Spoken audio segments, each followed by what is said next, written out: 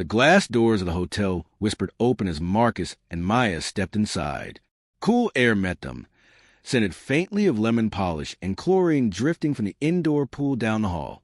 The lobby was bright, polished, and stayed for comfort. Plush chairs arranged around a gas fireplace, a long desk gleaming with brochures promising Southern hospitality. A couple in tennis whites checked in, their laughter filling the space, while family wrangled their children near the elevators. Marcus held his daughter's hand as they approached the desk. Maya's eyes darted around, curious, almost reassured. For a moment, she believed her father's words, that this would just be a stop along the road, nothing more. Behind the counter, the manager looked up, a man in his mid-50s. His hair slicked back with precision. His tie knotted so tight it seemed to choke him. His name tag read Mr. Cartwright, though the faint smirk on his face carried more identity than the letters did. His eyes flicked to Marcus, then down to the scuffed edges of his sneakers, then to the plain hoodie he wore. His smile was polite, but it didn't reach his eyes. "Can I help you?" Cartwright's tone was flat, performative, as though he already knew the answer and found it inconvenient. "Yes," Marcus said evenly. "One room, 2 beds, just for the night." The man tapped at his keyboard with exaggerated slowness. His gaze kept slipping from the screen back to Marcus, then to Maya, as if measuring them. His smirk deepened into something more deliberate. "I'm afraid we're fully booked," he said finally, clicking the mouse with unnecessary force. Marcus glanced at the large neon sign outside the window, glowing in red letters, "Vacancy." He turned back to Cartwright, calm, patient. "Your sign says otherwise." The man leaned back in his chair. "Sometimes those signs aren't updated in real time. You'll have to understand." Behind Marcus, the couple in tennis whites received their key cards, the wife thanking Cartwright warmly. Cartwright returned the gesture, his smile suddenly animated, warm, almost obsequious. But when his eyes flicked back to Marcus, the warmth evaporated, replaced by a cool dismissal. Marcus inhaled slowly.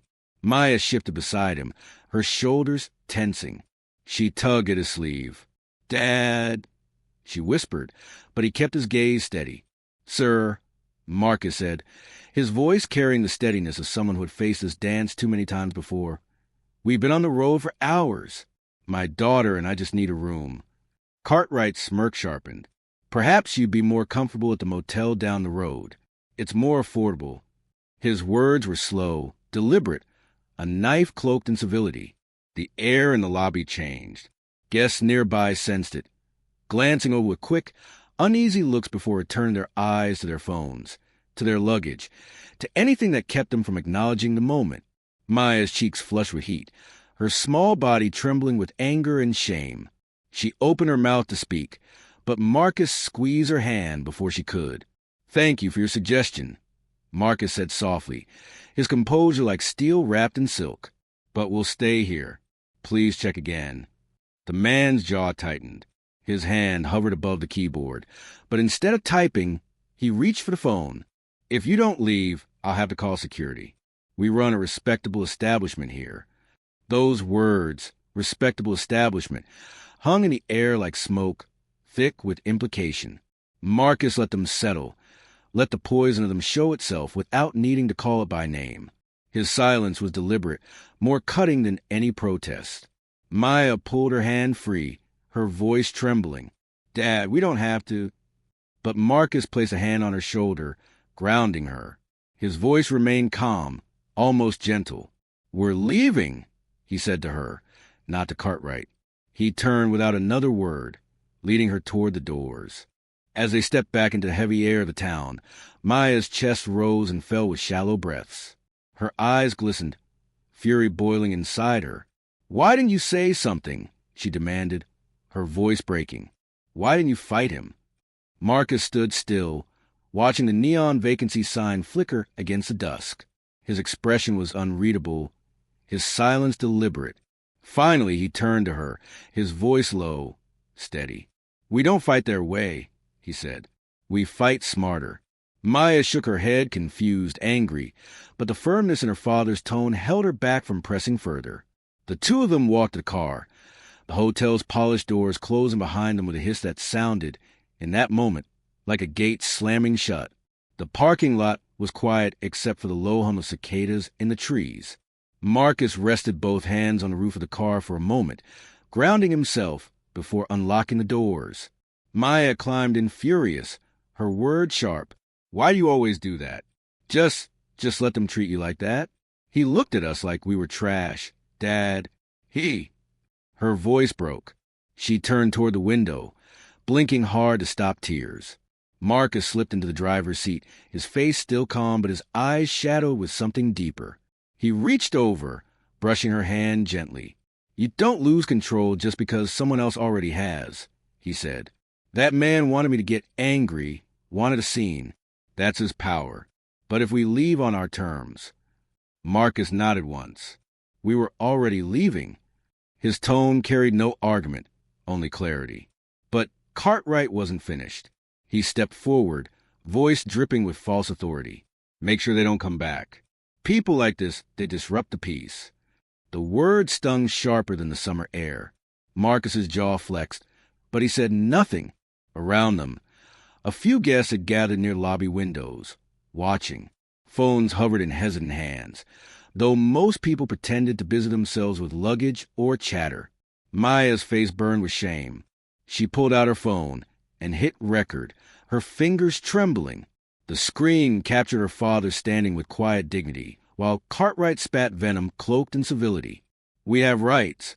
Maya's voice cracked from behind the camera. "You can't just..." Cartwright spun toward her, his face tightening. "Little girl, you need to learn respect. Your father's setting a poor example." That was the moment the air shifted. Marcus took one slow step forward, placing himself between Cartwright and his daughter. He didn't raise his voice. He didn't posture. He simply stood, tall and immovable, his presence alone silencing the space. As they stepped back into the heavy air of the town, Maya's chest rose and fell with shallow breaths.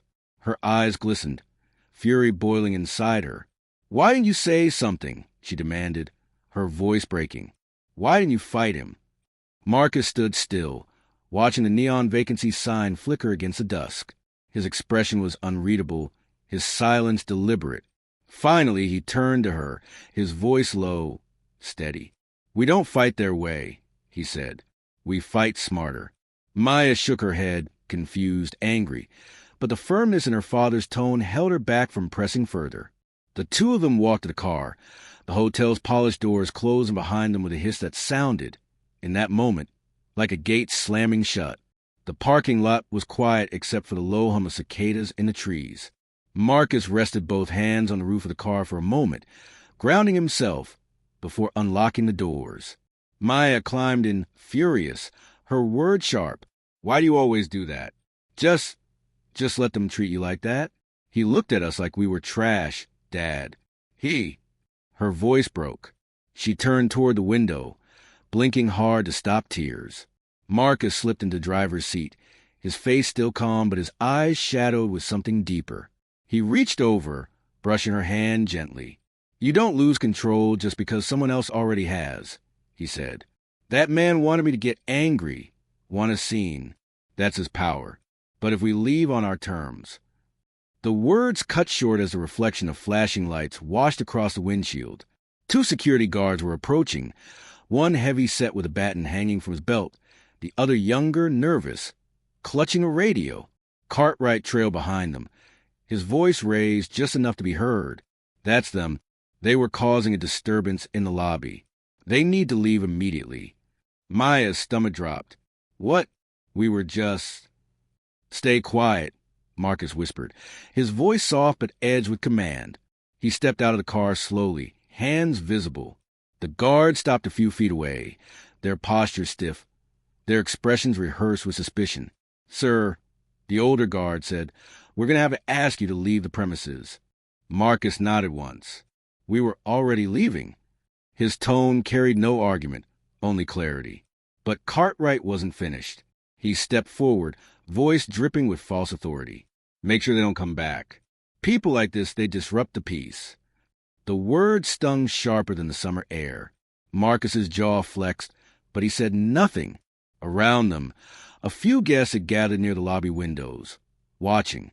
Phones hovered in hesitant hands, though most people pretended to busy themselves with luggage or chatter. Maya's face burned with shame. She pulled out her phone and hit record, her fingers trembling. The screen captured her father standing with quiet dignity, while Cartwright spat venom, cloaked in civility. "We have rights." Maya's voice cracked from behind the camera. "You can't just—" Cartwright spun toward her, his face tightening. "Little girl, you need to learn respect. Your father's setting a poor example." That was the moment the air shifted. Marcus took one slow step forward, placing himself between Cartwright and his daughter. He didn't raise his voice. He didn't posture. He simply stood, tall and immovable, his presence alone silencing the space. "We're leaving," he repeated, his voice calm as stone. "And you're going to let us." The guards glanced at each other, uneasy. Cartwright sputtered, his bravado faltering in the weight of Marcus's steady gaze. For a long moment, the standoff held. Then the older guard gestured toward the street. "Go ahead, sir. Get on your way." Marcus inclined his head once, then turned back to Maya. He opened the car door for her with deliberate grace, as though reclaiming the dignity Cartwright had tried to strip away. She slipped inside, clutching her phone to her chest like evidence of truth. As they pulled out of the lot, Maya stared at the video she had recorded. Her father's restraint, Cartwright's sneer, the hotel's glowing vacancy sign flashing behind them. It was all there, undeniable. She looked at Marcus, her voice soft now, shaken. "What are we going to do with this?" Marcus kept his eyes on the road, the corners of his mouth set in the faintest trace of a smile. "We'll let the truth do what it does. But first we rest." Maya didn't answer. She replayed the video again, her anger now mingled with awe. In that silence, something inside her shifted, her understanding of strength, of what it meant to fight. The car disappeared into the dusk, the neon sign shrinking in the rearview mirror, its red letters still flickering vacancy, mocking the lie they had just endured. Night had settled heavy by the time Marcus and Maya pulled into a small roadside diner on the edge of town. Its neon sign buzzed weakly, one letter dark, casting a faint glow over cracked asphalt. Inside, the place was nearly empty. 2 truckers hunched over coffee, a waitress wiping down menus, a jukebox humming low with an old Sam Cooke record. Marcus slid into a booth, his movement steady, unshaken, while Maya dropped into the seat across from him, her phone still clutched in her hand. The glow of the screen lit her face as she replayed the video for the 10th time. Each replay deepened the storm inside her. Anger at Cartwright, shame at the humiliation, confusion at her father's calm. Finally, she burst out. "Why didn't you say something? Why didn't you tell him who you are?" Her voice carried more hurt than defiance. "You let him treat us like we didn't matter." Marcus didn't answer right away. He stirred the coffee the waitress had just set down, watching the dark swirl, before lifting his eyes to meet hers. His voice, when it came, was low but certain. "Our worth doesn't depend on whether that man recognizes it. Power is knowing you don't have to prove yourself to someone already beneath their own lies." Maya shook her head. "But you could have shut him down in a second." "You!" She stopped fumbling, then thrust her phone across the table. She had Googled his name. Article after article appeared. Marcus Ellison, CEO of Ellison Capital, philanthropist, guest lecturer at Harvard Business School, keynote speaker on racial equity and finance. She stared at him with wide, questioning eyes. "You're all of this? And you just let him talk to you like that?" Marcus leaned back, folded his arms across his chest. His gaze softened, tinged with memory. "When I was your age, Maya, I watched my grandmother scrub floors for families who wouldn't even look her in the eye. I swore I'd build something different. I worked 3 jobs through college, built this company from nothing, because she taught me to turn shame into fuel." He tapped the phone gently, pushing it back toward her. "But none of that matters when a man like Cartwright decides you don't belong. To him, I'll always be just a black man in a hoodie. That's why we fight smarter. That's why we wait." His voice lingered with a quiet intensity that made the room feel smaller, like the walls themselves leaned in to listen. Maya's anger ebbed into something else, pride, reverence, but also a dawning awareness of the burden he carried. She thought of the photos back home, of Grandma Ruth smiling in her apron, of her father shaking hands with men in suits, of the way he moved through the world with composure she'd mistaken for passivity. Now she understood it differently. "You're really not going to let this go, are you?" she asked quietly, almost a challenge. Marcus's lips curved into the faintest smile. "No, baby girl, I'm not, but we'll do it the right way." At that moment, the jukebox clicked, and the diner filled with the opening notes of Sam Cooke's "A Change Is Gonna Come." Marcus closed his eyes briefly, as though the song was an old friend walking in. He opened them again and reached across the table, laying his hand over Maya's. "Tomorrow," he said, his tone decisive, "we start by making sure the world sees what really happened." Maya nodded, gripping his hand tight. For the first time that night, she felt steady. Her father wasn't just a man who had been humiliated in a hotel lobby. He was a man carrying generations of struggle and triumph inside him, a man who had already learned how to win battles without ever raising his voice. As they finished their meal, the camera of the world, the unseen eye of history, seemed to settle on Marcus Ellison, quiet and composed in a corner booth of a half-empty diner, a man preparing to turn his restraint into a weapon sharper than any blade. By morning, the video was no longer just Maya's secret. She had uploaded it quietly in the dark hours of night, her anger and shame bubbling into resolve as her father slept in the motel they'd finally found. She hadn't expected much. Maybe a few classmates, maybe a handful of retweets. But when Marcus woke to the sound of her phone vibrating nonstop on the nightstand, it was already spreading like fire through dry grass. The clip was only 40 seconds long, but it carried the weight of centuries. Marcus's quiet dignity, Cartwright's sneer, the glowing vacancy sign blinking like an accusation in the background. The comments rolled in by the hundreds. "This is why we film everything." He handled that with more grace than I ever could. Disgusting, but not surprising in this town. Marcus sat on the edge of the bed, his face unreadable as he watched the video on Maya's phone. She hovered beside him, torn between pride and guilt. "I didn't mean for it to blow up this fast," she whispered.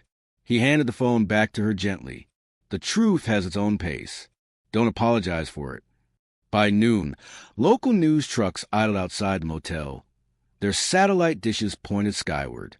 A reporter from Atlanta knocked on their door, her voice urgent through the wood. "Mr. Ellison, we'd like a statement. The community deserves to hear from you."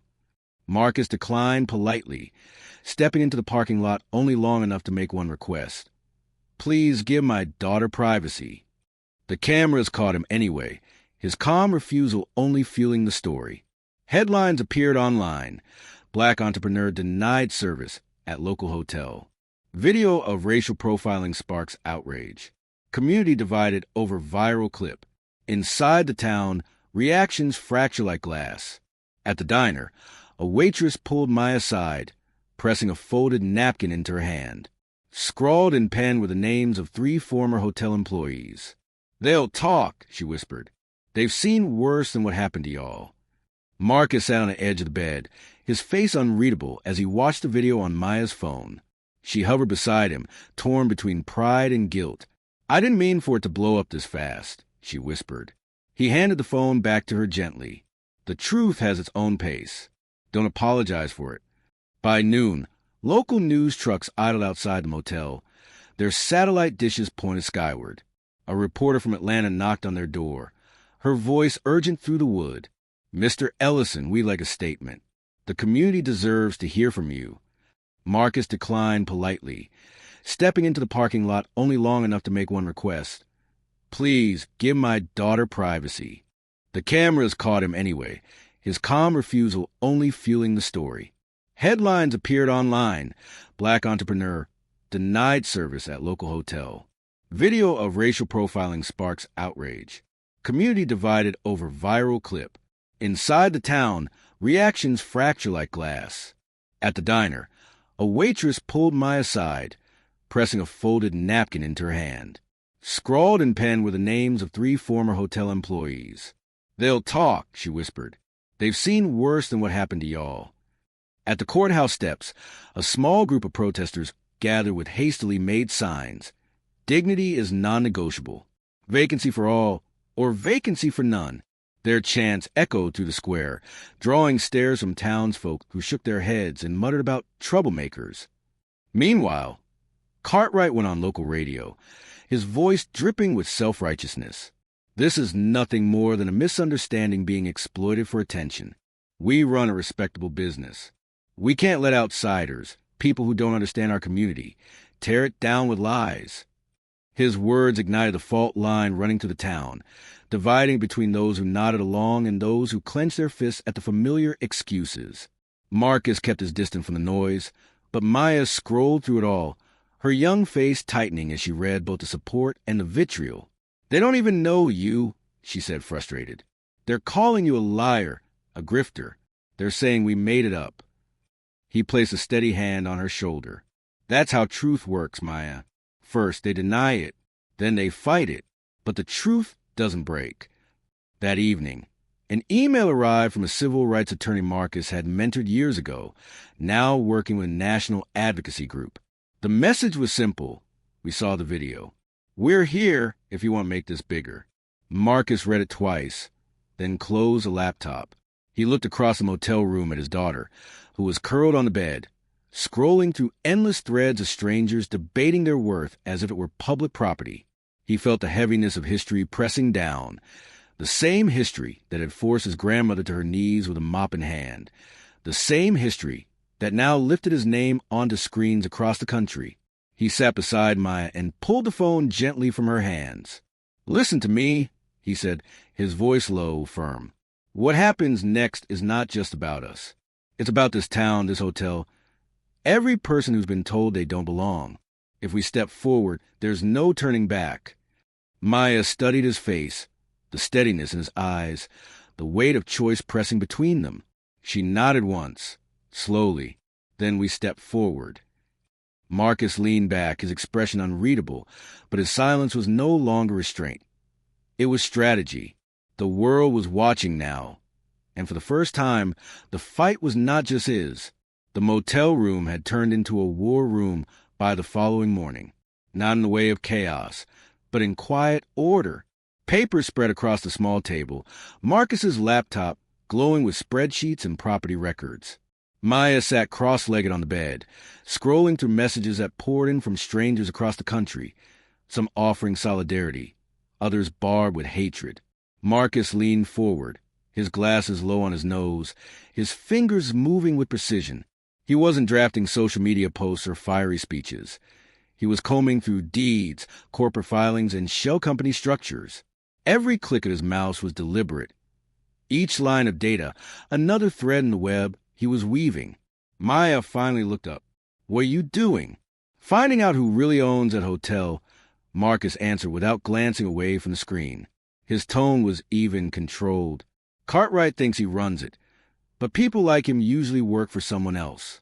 Someone with deeper pockets. Someone who doesn't like attention." He clicked one last link, and the screen filled with the name of a holding company.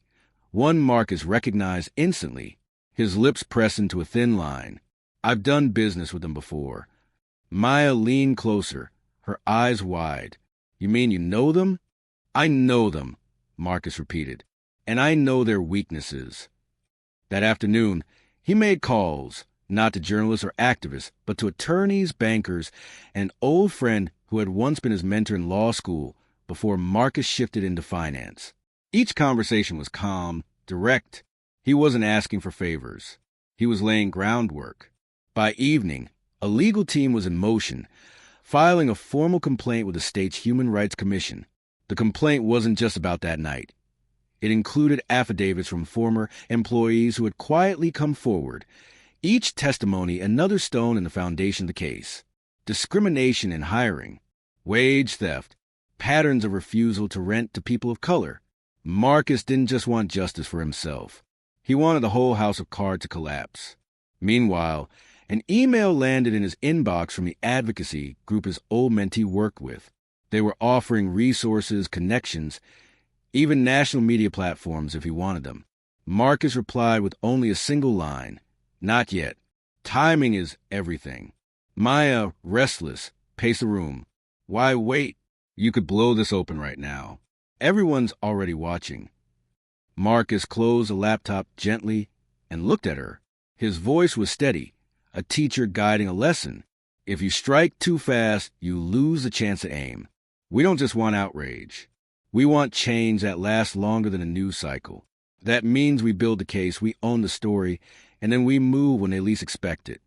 She frowned but nodded, trying to absorb his patience. For her, the wound was fresh and raw. For him, it was another scar layered over years of learning how to fight battles without letting them consume him. Later that night, he drove them through the quiet streets of town. He pointed out buildings, an abandoned textile mill, a bank that had foreclosed on dozens of black families, a grocery store that closed when its black owner was run out of business. All of this is connected, he told her. Cartwright is just a symptom. The sickness runs deeper. If we only cut him out, the root stays. Maya stared out the window, her phone buzzing again with notifications. The video was now on national networks. A congresswoman had tweeted it. Celebrities were sharing it. She looked at her father in awe and fear, realizing the scale of what he was stepping into. Back at the motel, Marcus sat in silence for a long time after Maya had drifted to sleep. He thought of Ruth, his grandmother, kneeling on tile floors that didn't belong to her, praying that one day her grandson would rise above.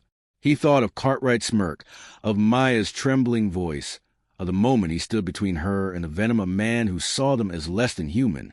He opened his laptop one last time, pulling up the purchase options for the hotel's debt, now vulnerable under the pressure of scandal.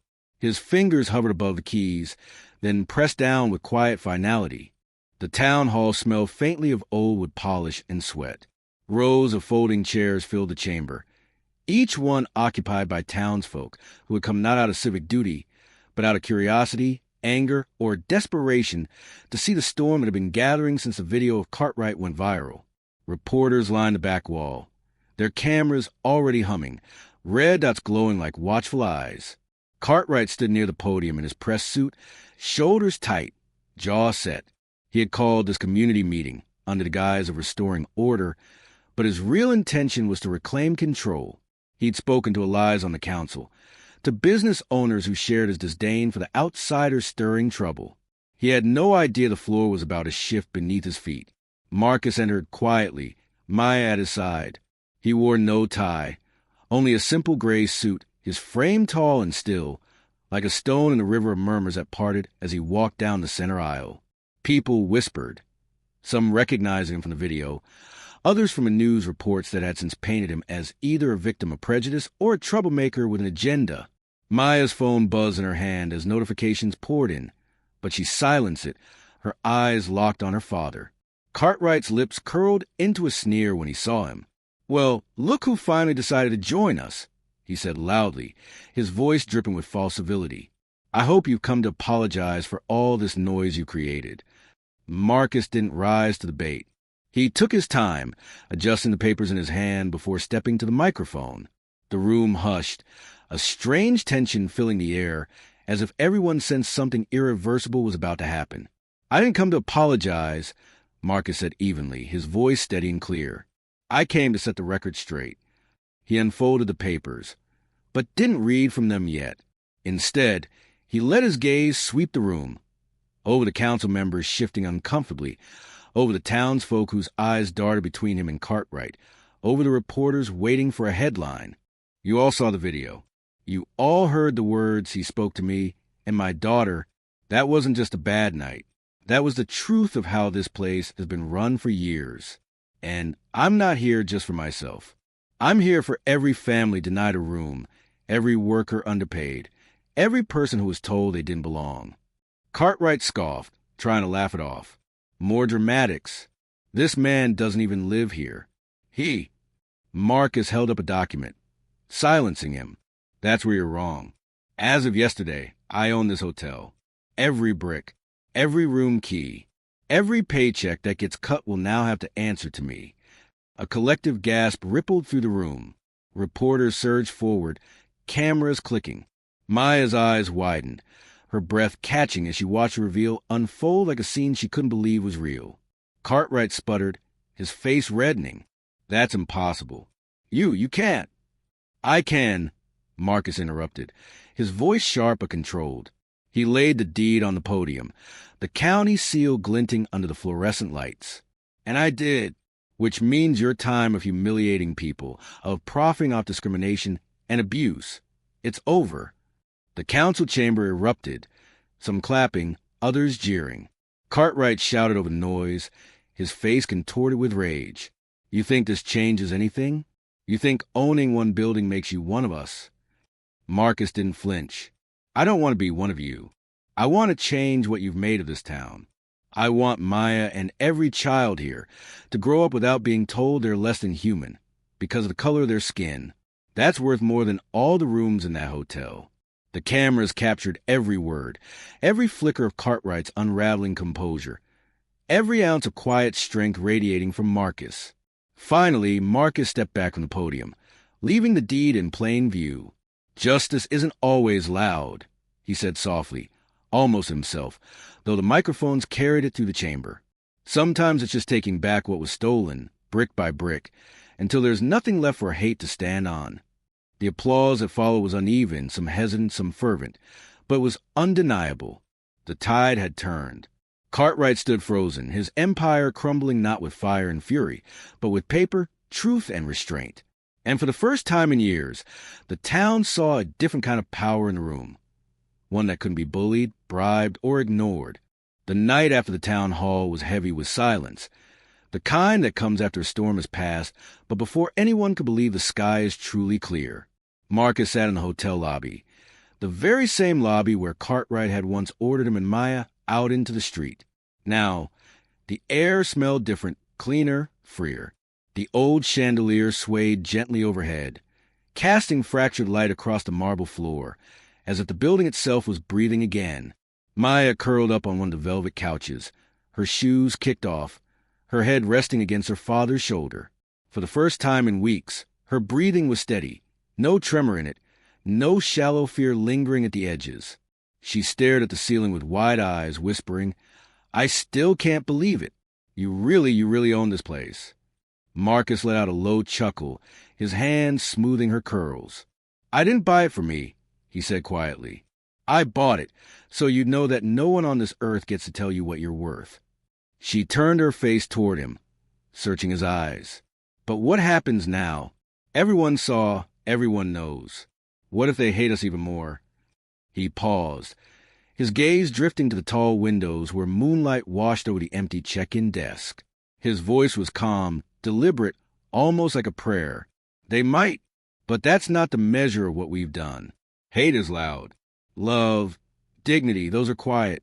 And sometimes they take longer to be heard. But they last. Upstairs, a few of the staff, housekeepers, clerks, a cook who had worked under Cartwright for years, moved cautiously through the halls.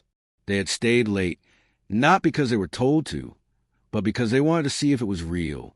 If the man who had once been treated as less than human truly held the keys now. When Marcus stood to leave, they came down one by one, hesitant but hopeful. A young woman in her 20s, her apron still tied around her waist, spoke first. Mr. Hayes, she said nervously, wringing her hands.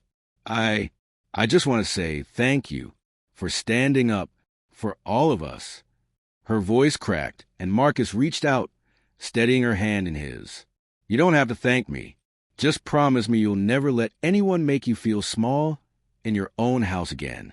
This place belongs to all of us now. The word spread like fire through the room. Heads nodded, shoulders relaxed. For the first time, the hotel didn't feel like a cage of glass and chandeliers. It felt like home. The following morning, the story broke nationwide. Headlines stretched across every news site. Footage replayed on morning shows. Black veteran buys hotel after racist manager tried to expel him.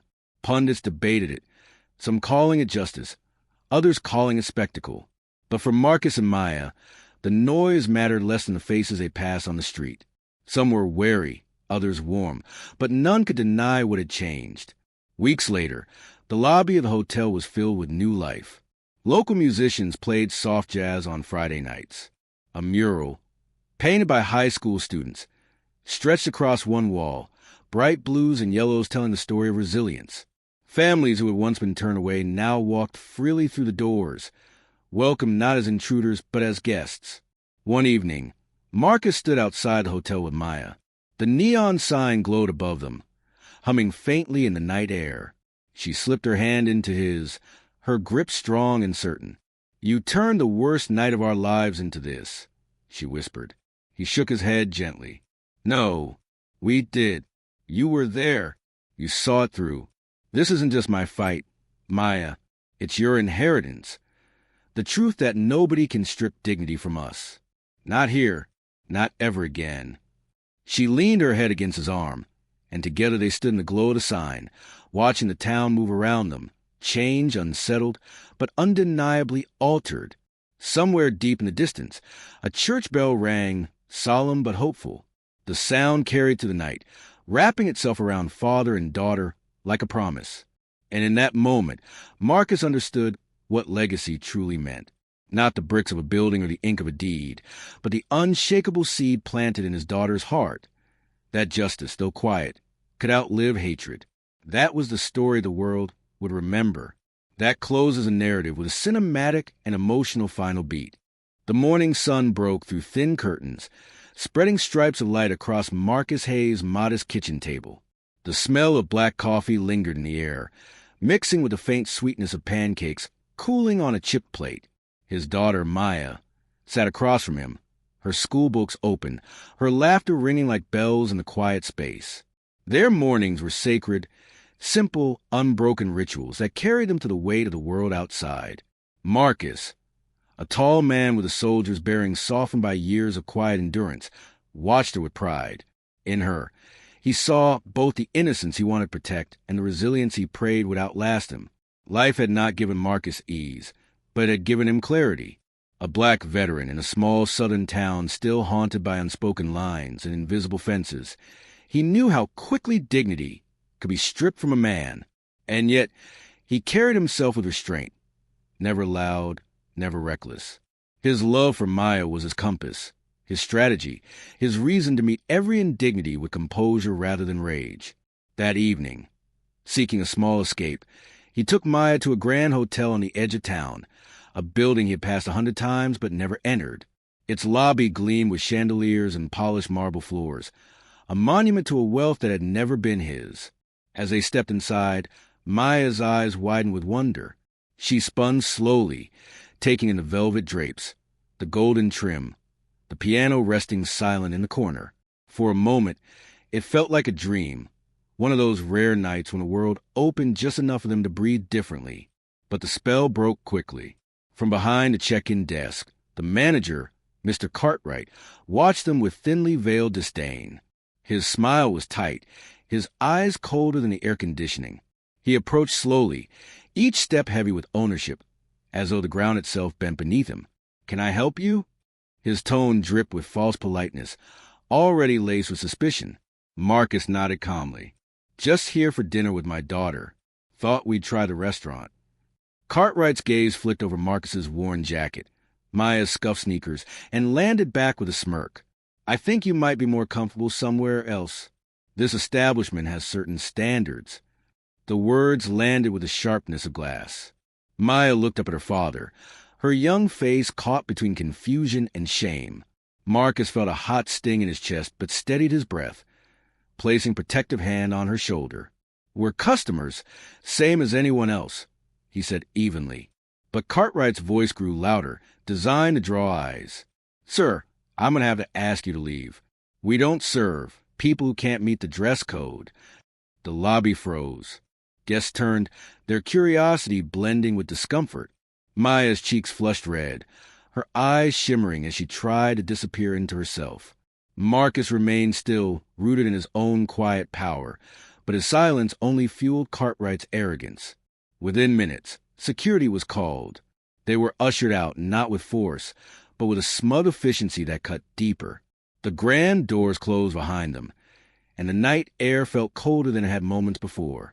In the days that followed, whispers traveled fast. Some shook their heads in pity. Others smirked knowingly.